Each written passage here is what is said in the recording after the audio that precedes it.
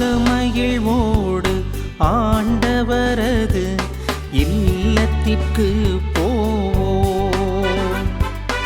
அகமகிழ்வோடு ஆண்டவரது இல்லத்திற்கு போவோம்.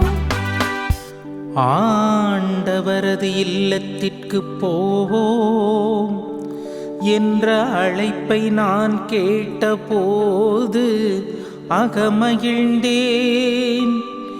எருசலேமே, இதோ நாங்கள் அடியெடுத்து வைத்து வாயில்களில் நிற்கின்றோம்.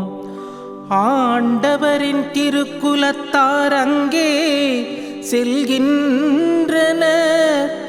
இஸ்ரவேல் மக்களுக்கு இட்ட கட்டளைகளுக்கிணங்க ஆண்டவரது பெயருக்கு அவர்கள் நன்றி செலுத்தச் செல்வார்கள். அங்கே நீதி வழங்க அரியணைகள் இருக்கின்றன. அவை தாவீது வீட்டாரின் அரியணைகள். அகமகிழ்வோடு ஆண்டவரது இல்லத்திற்கு போவோம்.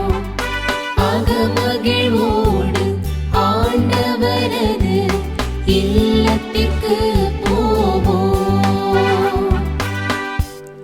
எருசலேமில் சமாதானம் நிலைத்திருக்கும்படி வேண்டிக் கொள்ளுங்கள். உன்னை விரும்புவோர் வளமுடன் வாழ்வார்களாக. உன் கோட்டைக்குள் அமைதி நிலவுவதாக. உன் மாளிகைகளில் நல்வாழ்வு இருப்பதாக. உன்னுள் சமாதானம் நிலவுவதாக என்று நான் என் சகோதரர் சார்பிலும் என் நண்பர் சார்பிலும் உன்னை வாழ்த்துகின்றேன். நம் கடவுளாகிய ஆண்டவரின் இல்லம் இங்கே இருப்பதா உன்னில் நலம் பெருகும்படி நான் மன்றாடுவேன். அகமகிழ்வோடு ஆண்டவரது இல்லத்திற்கு போவோம். அகமகிழ்வோடு ஆண்டவரது இல்லத்திற்கு போவோம். ஆண்டவர் இயேசுவிலே அன்புக்கினிய சகோதரிகளே, சகோதரர்களே, மாதா தொலைக்காட்சியினுடைய அன்பர்களே, தினம் ஒரு திருப்பாடல் நிகழ்விலே மீளவும் ஒரு முறை உங்களை சந்திப்பதில் நான் மிகுந்த மகிழ்ச்சி அடைகிறேன். இன்று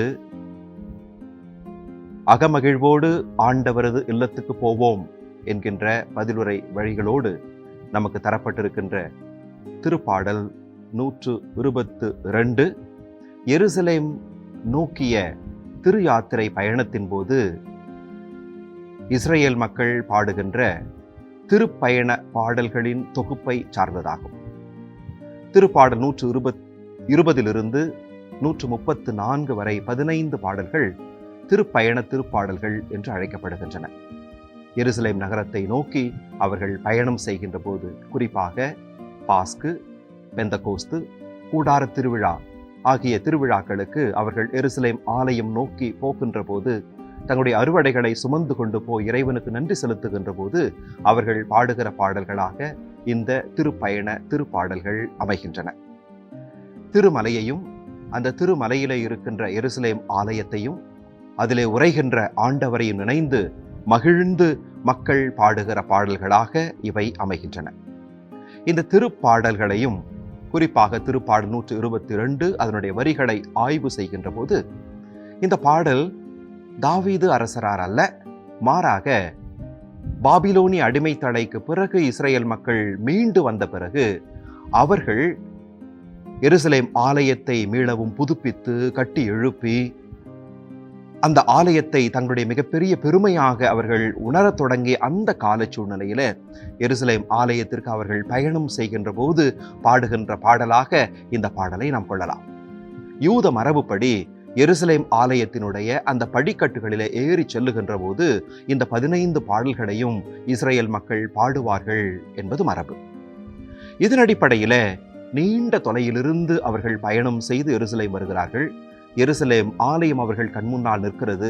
அதை பார்க்கின்ற போது அவர்கள் கண்களிலே கண்ணீர் பெருக்கெடுத்து ஓடுகின்றது.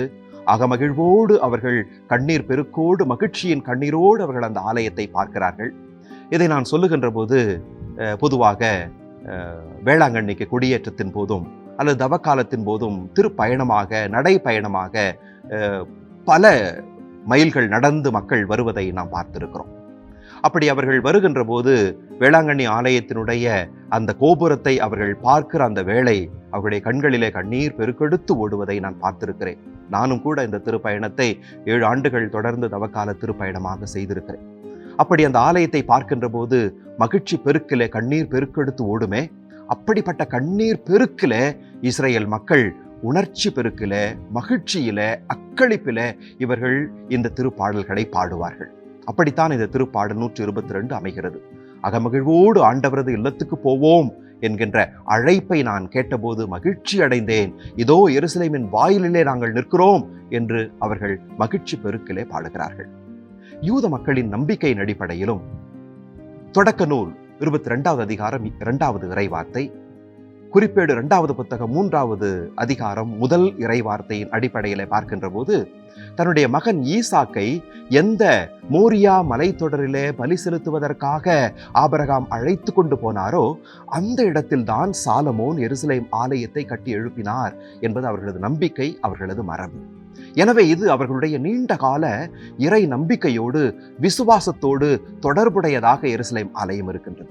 அது அவர்களுடைய விசுவாசத்தின் மையம், அவர்களுடைய வாழ்வின் மையமாக எருசலேம் ஆலயம் அமைகிறது. அது அவர்களுக்கு பெருமையானதாகவும் மாறுகிறது. எனவேதான் இந்த திருப்பாடலுடைய தொடர்ச்சிகளை நான் பார்க்கிறோம். எருசலேமிலே அமைதி நிலவ வேண்டும் என்கின்ற ஒரு இறை வேண்டுதலையும் இந்த திருப்பாடலின் ஆசிரியர் எழுப்புகிறார். எருசலேம் என்பதற்கு ஹீப்ரு மொழியில எருஷலாயும் என்பது பெயர். எரு என்பது யாரா என்கின்ற வார்த்தையிலிருந்து வருகிறது. யாரா என்பதற்கு அடித்தளம் என்பது பொருள். ஷலாயும் என்பது ஷாலோம் என்கின்ற வார்த்தையிலிருந்து வருகிறது. ஷாலோம் என்பதற்கு அமைதி, சமாதானம், செழுமை என்பது பொருள். எனவே எருசலேம் என்கின்ற இந்த வார்த்தைக்கு என்ன பொருள் என்றால் சமாதானத்தின் நகரம் அல்லது அமைதியின் அடித்தளம் என்பதாகும்.